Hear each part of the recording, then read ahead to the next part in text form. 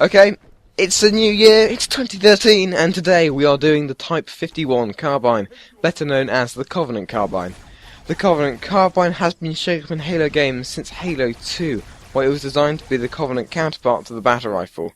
Although in multiplayer it paled in comparison to the battle rifle due to longer kill times, it was in the campaign where its realm was truly established, as it still only required one shot to the head to take down an unshielded enemy, as opposed to the entire burst from the BR, which meant it could kill more enemies in a single magazine. And the fact that the carbine was found throughout the campaign meant that it was preferable to the BR. The carbine returned in Halo 3, where it had been buffed up a little, which ultimately gave it a faster kill time than the battle rifle. However, in combat situations you had to make your more frequent shots hit consistently, whilst bearing in mind that the reticle of the carbine, even when zoomed in, is much larger than the battle rifles, which made it less accurate overall. Although the carbine didn't make an appearance alongside its human counterpart, the needle rifle did, which is generally regarded as the carbine of Halo Reach, much as the DMR is regarded as the BR of Halo Reach. Like the carbine, the needle rifle was served for a more mid-range aggressive playstyle because it could fire fully automatically and killed an unshielded enemy with 3 shots to the body due to its needler-like projectiles. Now for a little more about the carbine's actual history and physical characteristics. The carbine was manufactured by the Armory, which if you didn't know is the main Covenant Armory and based on the elite homeworld of St. Helios, and is still used by the Covenant Loyalists, Separatists and other remnants. This is the carbine, not the Armory, which I can't pronounce. The carbine itself measures in at 122.8 centimeters in length and weighs in at 7 kilograms unloaded or 8.8 kilograms fully loaded, and fires the 8.7 by 60mm radioactive projectile instead of the typical plasma projectile used by most Covenant weapons. This is probably because the plasma is both too slow and inaccurate over longer ranges, and the carbine is really supposed to be a sort of designated marksman rifle, good at longer ranges. In addition to this, the radioactive projectiles pose some pretty serious health risks to any target who survives being shot by one of them. And now for the bit you've all surely been waiting for. It's the actual multiplayer advice, and to start it all off we're going to go with some of the statistics which make the carbine such an awesome piece of kit. So, the carbine reloads in 2.2 seconds, has a fire rate of about 260 rounds per minute, has shots to kill of 7, assuming the last one's to the head, and if you're shooting to the head, then it kills in about 1.6 seconds, assuming you're firing at the maximum rate, and all your shots connect. And the magazine size is 18, and anyone who's quick on draw will obviously realise that that's 2 and a bit kills. You're only going to get 2 in a magazine, so that's why you might want a pistol or something, because you would have nearly killed that third person if you don't reload.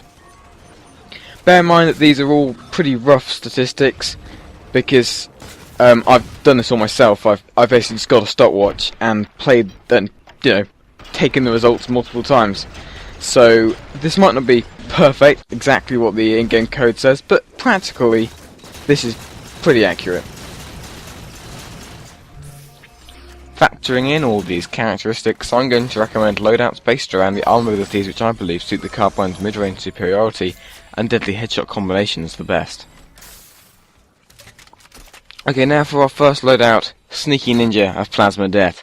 This class capitalises on the carbine's excellent performance as a component of the plasma pistol combination, the idea being that you can stay still and invisible with the active camo armor ability, which is what this loadout is going to be based around, until your target comes into range of your plasma pistol, at which point you overcharge it and headshot them, or beat them to a pulp if you prefer. However, if your target is looking at you when you overcharge the pistol, they will have a split second to put up a hardlight shield or throw a grenade, etc. So this works best when your target is looking away from you. This is where sense becomes useful, because you'll be able to tell what direction the player is travelling in, and from that assume which direction they are facing. Alternatively, you could just run in chucking grenades and hope that the radar jammer function of the active camo is enough to confuse your enemies, if you get bored of camping, which I sometimes do. And with that, we now move on to Loadout 2, aptly named I See You. Probably the most adaptable and versatile out of all of the classes, which unsurprisingly makes use of Promethean vision to identify and surprise potential targets, and then allow you to corner them in positions which lend you the advantage. A good example of this might be when you use Promethean vision to see someone coming around a corner, and then use that so you know where to accurately throw your grenades in order to take them on their shields and then headshot them, or kill them, or melee them, or whatever. Also, Promethean vision can be used to identify targets that are hiding away at range, and then you can either shoot them and kill them, or get out of the way if they've got something like a DMR or a sniper rifle. Okay, now for our objective loadout, it is the Green Aura, or Big Shooty Octopus of teamwork and objective play. As you can probably tell from the name, this class is intended for objective play, where you are trying to defend an objective, be it the hill, flag carrier or whatever. The idea being that you want to set up your turret or place down your shield near to or on the objective to provide either shield regeneration to your team or harass the enemy attempting to overwhelm you with the auto-sentry fire. The Carbine is well suited to this loadout, because many of the sightlines and objectives are normally in the ranges that the Carbine can deal with, and due to the barrage of grenades and other fire being thrown all over, the chances are heavily in your favour that you will be able to pick off an already damaged enemy. However, sometimes in objective game modes the enemy might sneak into close proximity of your team, and this is where a bolt shot can be particularly useful, especially if the enemies are attempting to leech off your regeneration field, seeing as how the bolt shot has great one-shot potential, and even if you can't kill them in one shot, you know, you're probably going to take down most of their shields, allowing for a quick Carbine switch in headshot. Now it's finally time for our final loadout, and it is called Protego. And as any Harry Potter fans may have realised, this class is based around the use of the Hardlight Shield. The Hardlight Shield works well with this weapon because in the event that you become engaged in a longer range fight, you can activate the shield and hopefully edge your way into cover. In addition to this, you should be able to protect yourself from incoming grenades or plasma pistol overcharges that end up coming your way. And with the shielding tactical package, you should be able to recharge your shields whilst your Hardlight Shield is up. However, aside from the shield, this class is meant to be played like most other Carbine classes, e.g.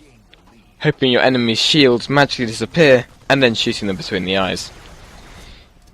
It is important though to bear in mind that these are only a few suggestions, and you should feel free to customise, tailor and even create from scratch loadouts which you feel play to the Carbine and your strengths the best. A few options you may like to consider include the Magnum. Should you feel like playing at longer ranges, the Magnum becomes invaluable for finishing off targets at range should you require a reload, because it has the ability to place accurate headshots at roughly the same ranges as the Carbine. And it can also be spammed rapidly at close range, which results in a fast, close range kill. Dexterity allows for faster reloads, but more importantly faster weapon switches, which increases the speed and lethality of the plasma pistol combo.